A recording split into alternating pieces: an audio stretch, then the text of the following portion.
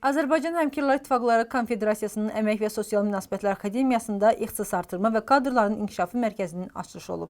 Tədbirdə Əmək və Sosial Münasibətlər Akademiyasının rektor vəzifəsini müvəqqəti icra edən Yusif Ağayev, mərkəzin Həmkarlar İttifaqları üzvlərinin bilik və bacarıqlarının artırılması, keyfiyyətli təlim xidmətlərinin həyata keçirilməsi və əmək bazarının tələblərinə uyğun kadr hazırlığı məqsədi ilə yarandığını bildirib. Mərkəzdə yaradılmış şərait barədə məlumat verilib.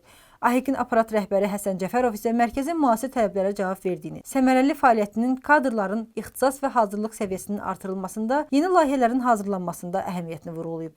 Mərkəzin işinə uğurlar arzulayıb. Əmək və Sosial Münasibətlər Akademiyasının beynəlxalq əlaqələr üzrə prorektoru Xəyalən Məmmədova, Sosial İş Fakültəsinin dekanı Nurangiz Mikailova, Həmkarlar İttifaqları kadr və fəalların ixtisas artırma və yenidən hazırlanması şöbəsinin müdiri Səadət Əliyeva çıxış edərək, ixtisas artırma və kadrların inkişafı mərkəzində əmək hüquqları, əməyin təhlükəsizliyi, yeni iş metodları kimi aktual mövzularda təlimlərin təşkil olunacağını bildiriblər. Qeyd olunub ki, mərkəzdə Azərbaycan Həmkarlar İttifaqları Konfederasiyasının üzv təşkilatlarının, eləcə də dövlət qurumlarının özəl sektorun sifarişi əsasında peşəkar təlimlərin keçirilməsi, ixtisas artırma kurslarının təşkili nəzərdə tutulur.